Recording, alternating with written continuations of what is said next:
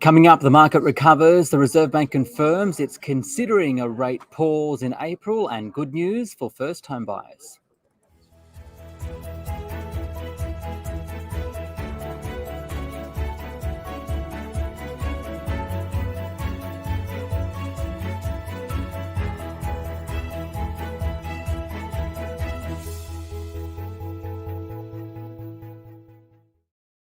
Hi everyone, it's your daily 10-minute business and finance news wrap for this Tuesday, the 21st of March. We'll start with the Australian share market, which rose 0.8% on the ASX 200, 6,955 investors following global leads a day after UBS agreed to a $4.5 billion takeover of troubled Credit Suisse. For more, I spoke earlier with Robert Talevski from Activus Investment Advisors. So Australian shares are up today. They're up about 1%. They recovered from yesterday's fall. This sort of relief rally is off the back of another relief rally that we saw in the US overnight, where US equity markets recovered similarly 1.2%. Worries about further bank turmoil were relieved after regulators facilitated a deal between Swiss bank UBS to take over competitor Credit Suisse. Markets are pretty shaken about the fragility of the financial system since the collapse of Silicon Valley Bank. Regulators stepping in has created some level of calm and insulating the banking system shock thus far. But, there's always a chance that there are other financial institutions out there under stress. And as they say, there's never just one cockroach out there.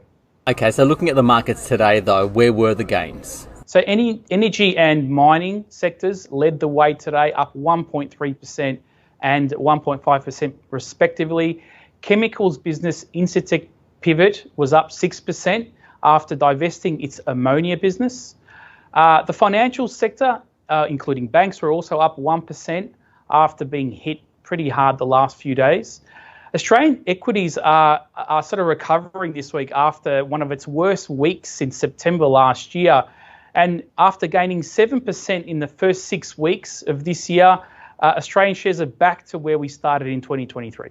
So the other key thing today are the minutes from the RBA board meeting for March released today. Members agreed to consider the case for a rate pause at the April meeting.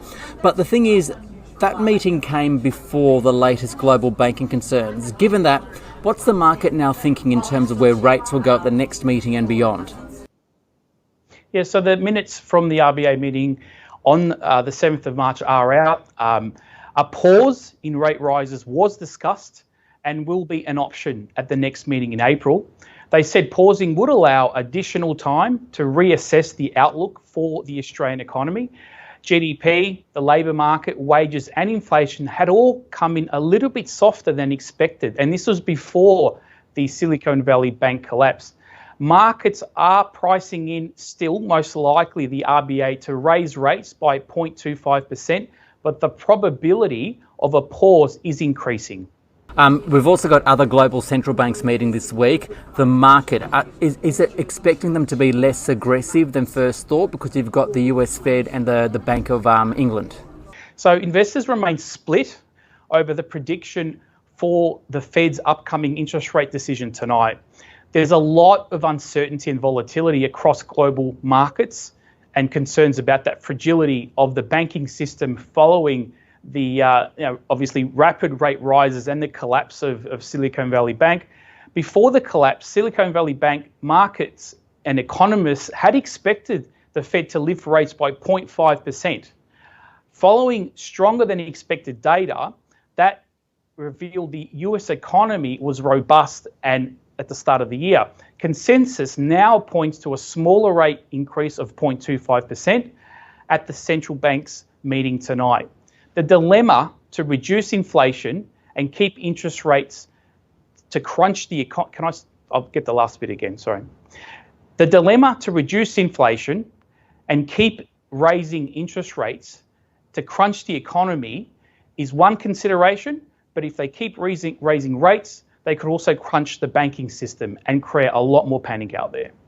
Okay, final thing, given all of these developments, especially over the past 2 weeks, does it change the way you're investing at the moment? So we've been quite a little bit defensive in the last sort of 15 months. I guess from the perspective that, it's really important to remain well diversified across all the sectors. That hasn't changed.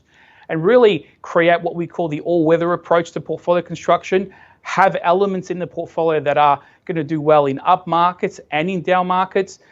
Gold, infrastructure and alternatives are particularly, I guess, they've done reasonably well and held up well in this sort of more volatile environment.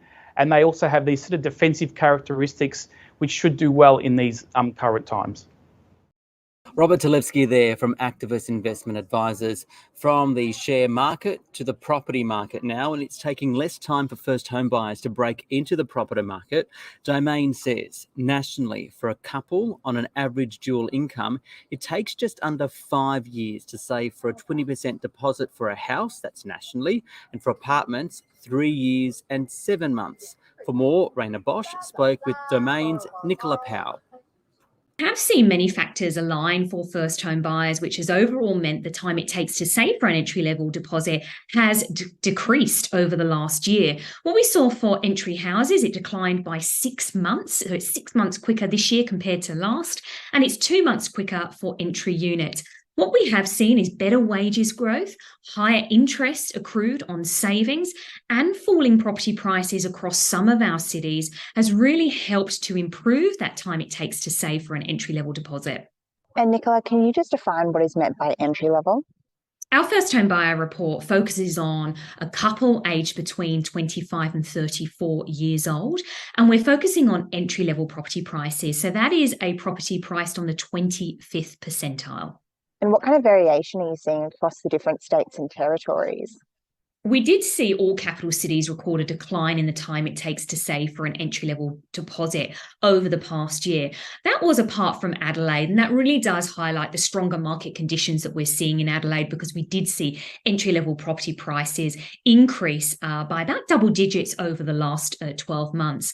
But we have seen a decline in the time it takes to save. It has varied across our different capital cities. When you look at Perth, we saw it decline by 1 month, but some of the biggest declines were actually seen in our more expensive capital cities. So we saw Sydney and Canberra see the time it takes to save for an entry house decline by 13 months. So a substantial time shaved off that time it takes to save.